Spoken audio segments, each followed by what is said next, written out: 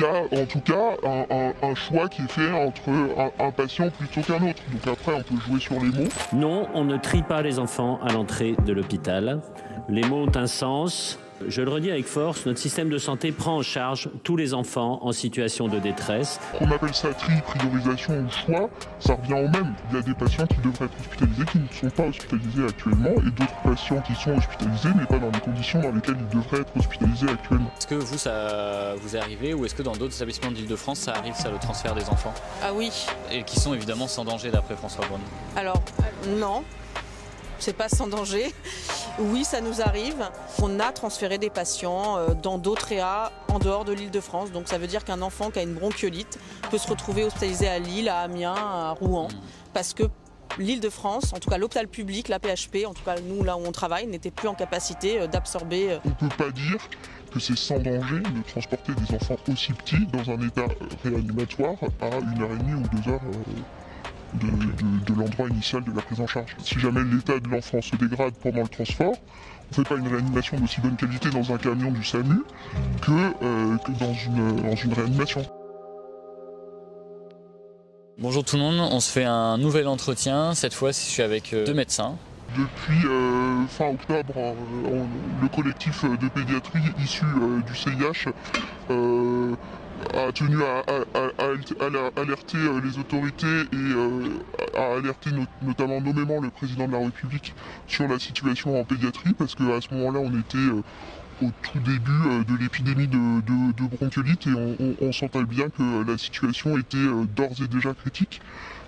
Critique parce qu'on manquait de lits d'hospitalisation, alors pas seulement des lits de réanimation, mais des lits d'hospitalisation en général, et que ces lits d'hospitalisation manquaient parce qu'on n'avait pas le personnel paramédical pour les ouvrir, et que par manque de lits d'hospitalisation, que ce soit en réanimation ou dans les autres services, on était obligé de faire des prises en charge dégradées et de mettre en danger les patients. Et ça au tout début de l'épidémie. Et puis l'épidémie a monté est devenue de plus en plus forte et donc la situation est devenue de plus en plus critique jusqu'à ce que le ministre mette en place le plan Orsan. Et donc mon intervention, voilà, le plan Orsan, c'est un plan normalement utilisé pour des situations de crise exceptionnelles. C'est pas tout à fait l'équivalent du plan blanc, mais bon, ça permet à différents niveaux de déprogrammer des soins, de déplacer des équipes d'un service où on aurait un peu moins besoin d'eux à un autre service, etc. Et donc mon intervention sur le tri en l'occurrence fait suite à la déclaration de ce plan Orsan où j'ai dit que ça ne faisait que acter ce qu'on faisait déjà depuis quelques semaines, c'est-à-dire qu'on était contraint par manque de lits d'hospitalisation de ne pas hospitaliser des patients par exemple atteints de maladies chroniques qui avaient besoin d'un bilan pour quelque chose ou d'une adaptation de traitement et qu'on était obligé aussi de déprogrammer certaines chirurgies pour pouvoir faire face à une épidémie habituelle de bronchiolite et que du coup ça voulait dire qu'on choisissait les patients et en d'autres termes qu'on les triait. Donc, il y avait effectivement des tris quoi. Il y a en tout cas un choix qui est fait entre un patient plutôt qu'un autre. Donc après on peut jouer sur les mots, on peut choisir le mot choix, le mot priorisation, mais enfin le fond du problème c'est qu'il y a certains patients qui devraient être hospitalisés qui ne sont pas hospitalisés au bénéfice d'autres pour lesquels l'hospitalisation est plus urgente.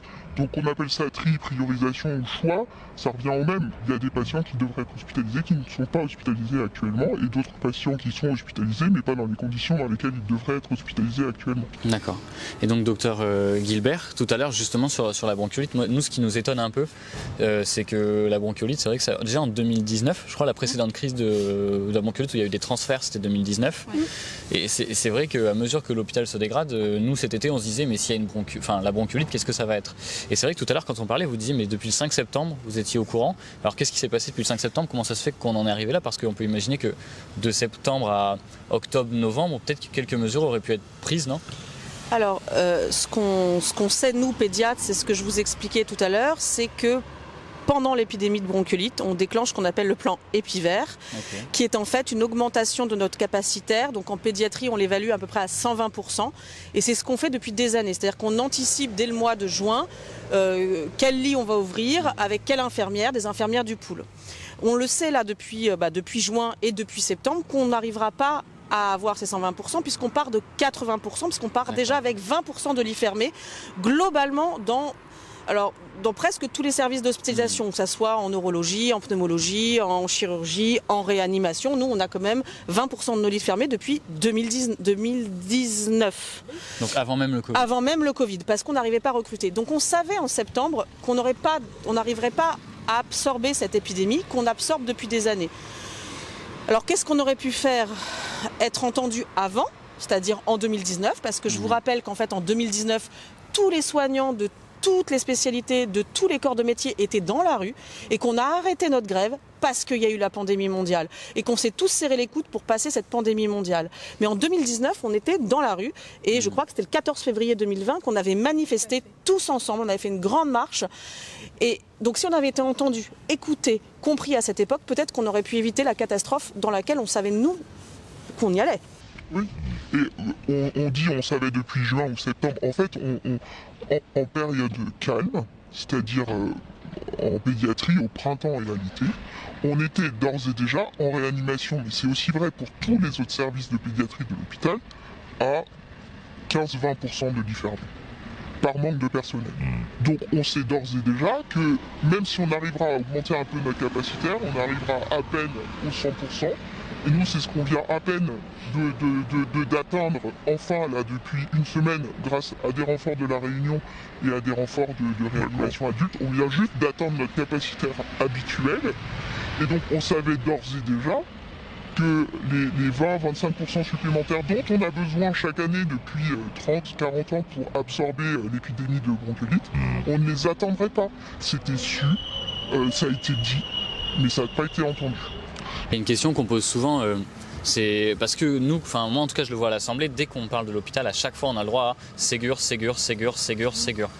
Alors on a du mal à comprendre pourquoi, parce que là entre 2019 et aujourd'hui, on a eu le Ségur notamment de la santé qui est apparu, Des fois ils disent qu'ils l'ont donné, en fait ils l'ont pas donné, ils ont été obligés d'accorder un peu de Ségur.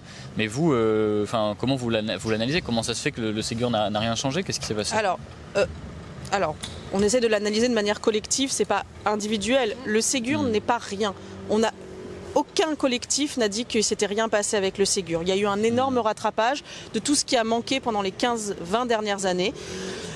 Donc oui, il y a eu une augmentation des primes, c'est ce que je vous disais. C'est pas des salaires, c'est des primes. Il y a eu des choses qui ont été faites, mais c'était largement en dessous de ce qu'on demandait et surtout aucune réforme structurelle sur tous les items qu'on demande depuis des années. Il n'y a pas que le salaire, on demande évidemment une revalorisation du travail de nuit, du travail de week-end, du salaire de base pour les infirmières, des aides-soignants, des médecins. On demande tout ça, mais on demande surtout des réformes structurelles pour que l'hôpital puisse accueillir tous les patients. Oui, le Ségur en fait a apporté certaines choses. On ne nie pas qu'il y a eu des avancées pendant le Ségur, mais elles sont insuffisantes. Elles sont clairement insuffisantes, notamment pour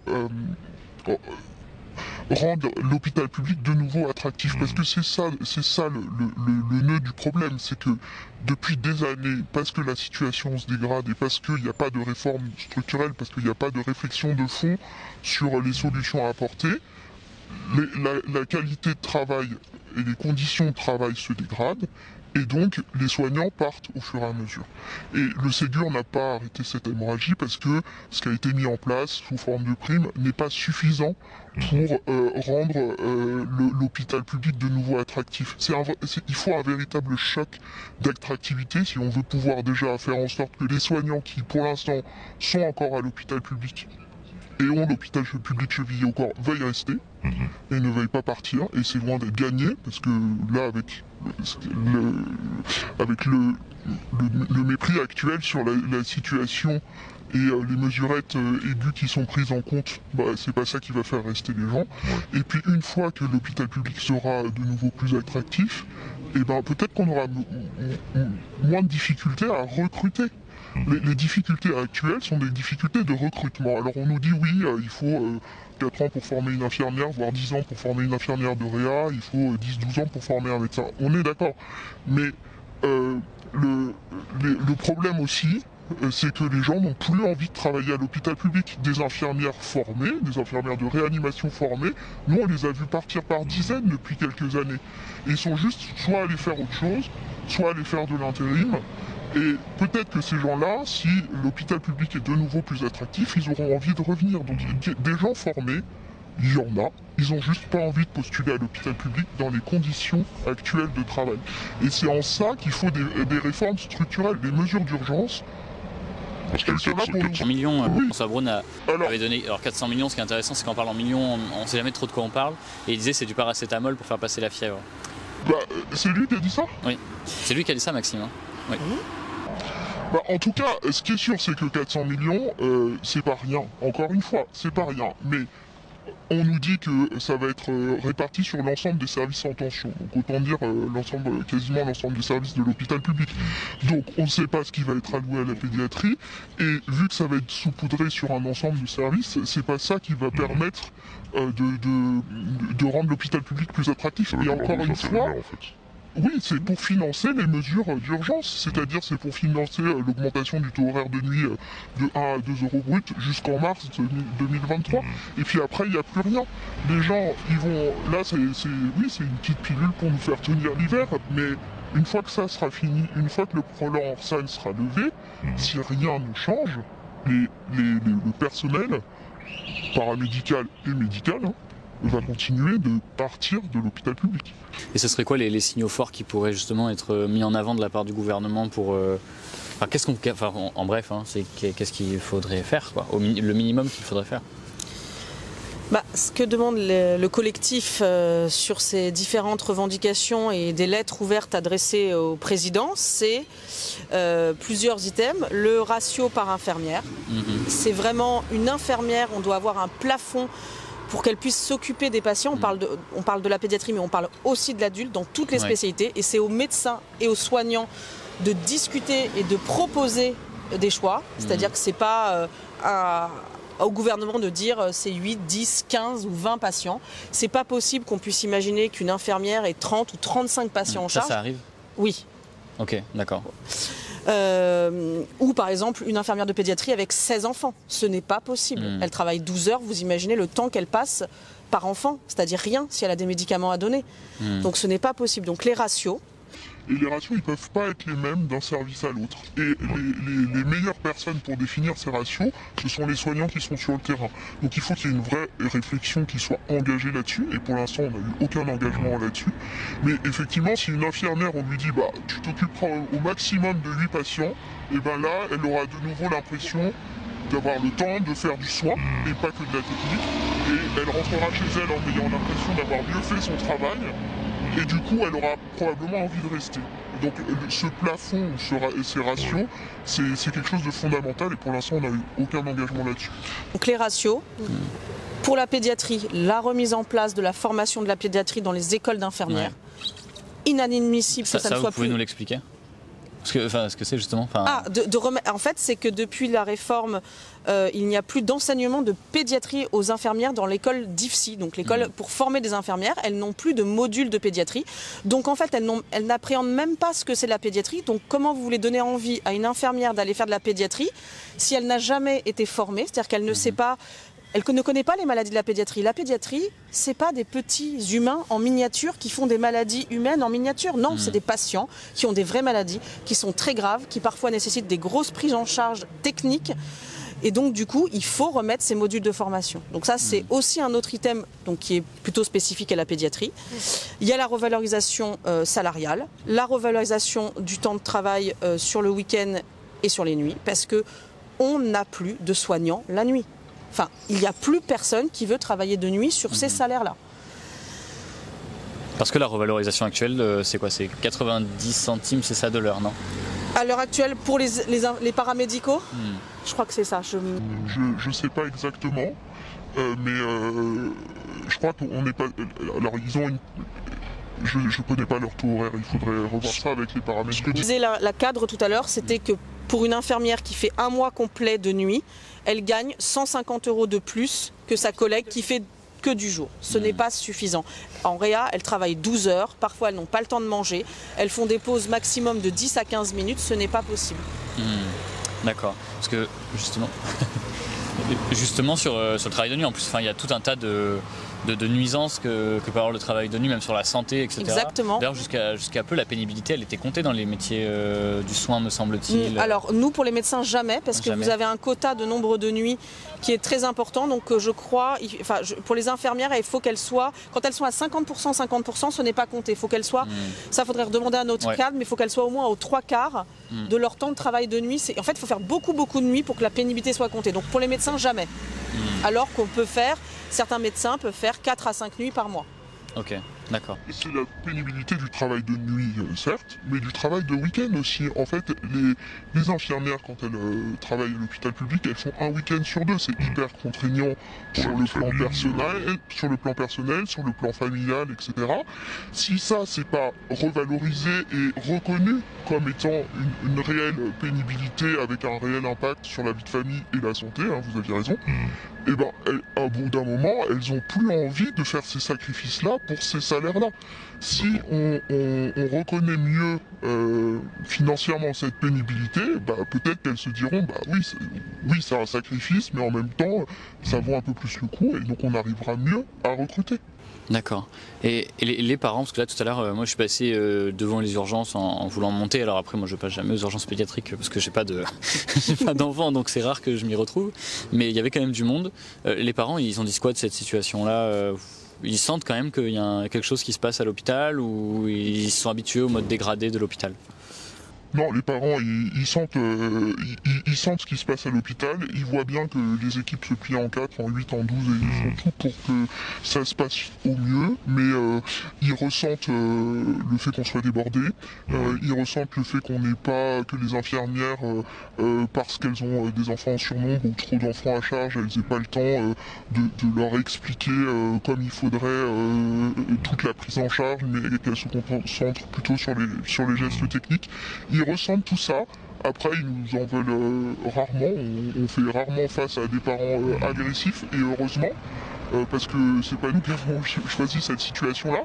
Mais ils le ressentent quand ils passent des heures et des heures à attendre aux urgences et qu'ils voient l'état de leur enfant se dégrader au fur et à mesure, et puis que tout d'un coup ils voient débarquer une équipe de réanimation parce que l'état de leur enfant est devenu grave. Ils se rendent compte de tout ça. Quand on met des parents dans le couloir, ils se rendent bien compte que c'est pas adapté.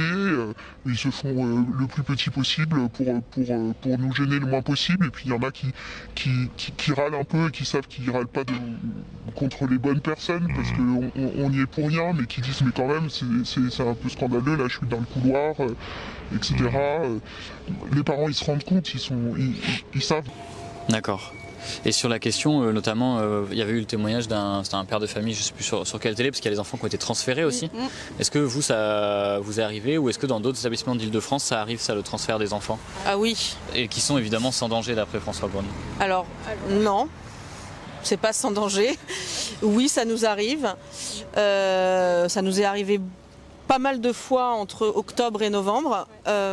Donc en fait, c'est des enfants qu'on mettait dans le couloir et on attendait une place dans une autre réa de Paris, d'Île-de-France ou de France. D'accord. Donc on a transféré des patients dans d'autres réa en dehors de l'Île-de-France. Donc ça veut dire qu'un enfant qui a une bronchiolite peut se retrouver hospitalisé à Lille, à Amiens, à Rouen, parce que l'Île-de-France, en tout cas l'hôpital public, la PHP, en tout cas nous là où on travaille, n'était plus en capacité d'absorber cette épidémie habituelle. D'accord.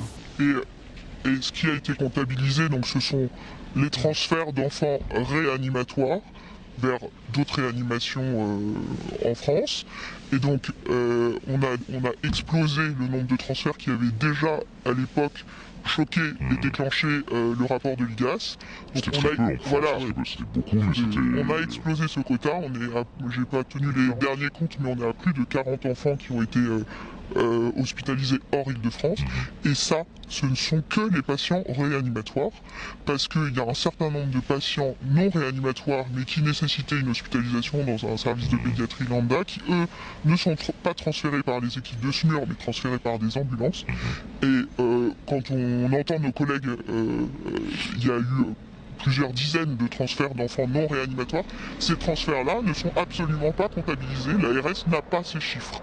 Donc les transferts d'enfants réanimatoires, c'est la partie immergée de l'iceberg, mais il y a aussi de nombreux enfants non réanimatoires qui ont dû être hospitalisés hors Île-de-France, mais c'est vrai aussi en province. Hein. Il y a des enfants qui ont dû être hospitalisés en dehors de la région, juste parce que l'hôpital public, pour une épidémie habituelle, ne pouvait plus assurer sa mission de soins et d'hospitalisation de tous les enfants qui le nécessitent. Et donc ça, c'est autant de parents qui du coup se retrouvent à devoir faire 200 salles sans bornes pour... Oui, et on ne peut pas dire que le transfert d'un enfant réanimatoire qui a besoin d'une réanimation et donc de soins techniques et surtout d'une surveillance très rapprochée est sans danger quand il est fait hors Île-de-France. Quand on met 1h30 ou 2 heures pour aller à Lille, oui, les équipes prennent le moins de risques possible. Il y a un médecin présent, il y a une infirmière présente, il y a des machines de réanimation présentes, mais on ne fait pas une réanimation si jamais l'état de l'enfant se dégrade pendant le transport. On ne fait pas une réanimation d'aussi bonne qualité dans un camion du SAMU que dans une réanimation. Donc on ne peut pas dire que c'est sans danger de transporter des enfants aussi petits dans un état réanimatoire à 1h30 ou 2 heures de l'endroit initial de la prise en charge. Je vais vous poser une dernière question. Comment vous voyez la fin, la fin de cette épidémie, la bronchiolite de l'année prochaine, parce que la bronchiolite elle sera là. Et puis même le plus tard. Et dans la tête de vos collègues aussi. Vous nous posez la question de manière individuelle ou sur un plan collectif? Les deux. Alors moi, sur un plan individuel. Donc moi je suis dans cet hôpital depuis 2007, j'ai toujours voulu faire ça, je suis réanimatrice et c'est la première année où je me dis que je vais peut-être arrêter. Changer complètement de voie. D'accord. Et moi je fais... Ce que vous entendez aussi, j'imagine que vous n'êtes pas... je l'ai jamais dit. Enfin je l'ai jamais dit. C'est pas l'exclu. Mais... Face caméra, non je l'ai déjà dit. Moi, je suis dans ce service depuis moins longtemps, mais j'étais dans un autre service avant, mais ça fait 7 ans que je suis senior en réanimation. J'ai moi aussi toujours voulu faire ça, depuis toute petite. Et j'adore ce métier. Si on me demande, je ne me vois absolument pas faire autre chose, mais des hivers comme celui-là, j'en tiendrai pas deux. Donc s'il n'y a pas de réforme structurelle engagée, si on ne voit pas un peu de lumière au bout du tunnel, moi je ne tiendrai pas non plus. D'accord. Mais merci beaucoup en tout cas. Moi on essaie de batailler, on espère que ça va bouger, mais on sait très bien que ça va être aussi beaucoup de rapports de force qui va pouvoir faire changer les choses. Merci beaucoup.